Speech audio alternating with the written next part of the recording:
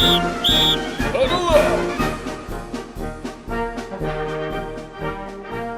In Crane's Corner today, trans politics. I'm Ed Crane with news and comment. It's probably pure coincidence that the death of the androgynous pop star Prince occurs as the debate over transgender accommodations goes national. In North Carolina, controversy rages over the state's attempt to keep people born as one sex from using a restroom of another, even if, despite their physical attributes, they identify with the opposite sex. In Virginia, a teenage girl who thinks she's a boy is going to court to go to the boys' room. This transgender tribulation is generating so much controversy, it's suddenly an issue among those still running for president. Donald Trump, proving he's about as conservative as a sailor on shore leave, says the law is unnecessary and bad for business. Dems, Clinton and Sanders, are doing their best Chicken Little imitation, suggesting what sounds like common sense to many is blatant discrimination, and they say will be overturned if they're elected, even though it's a states' right issue.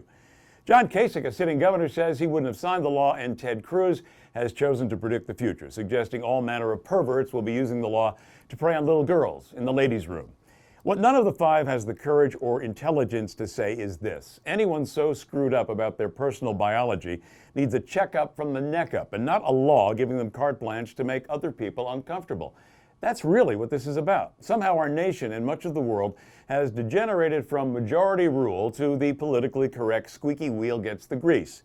If you drink too much or gamble too much, if you're excessively happy one minute, depressed the next, if you can't stop eating or don't eat enough, if you seem to deviate from what's considered normal in most any facet of life, professional counseling or medication is not only deemed appropriate, it can probably alter behavior and maybe positively alter a life.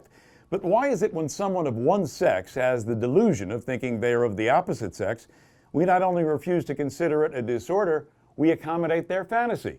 In California, we do it in the schools, subjecting kindergartners to the so-called rights of kids who don't know when to say when it comes to playing dress-up.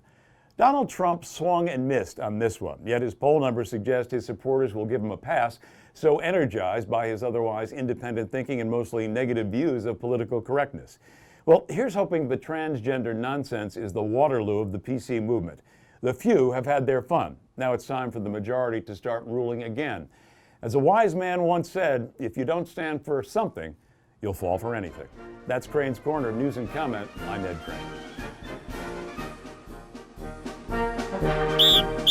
Huddle up!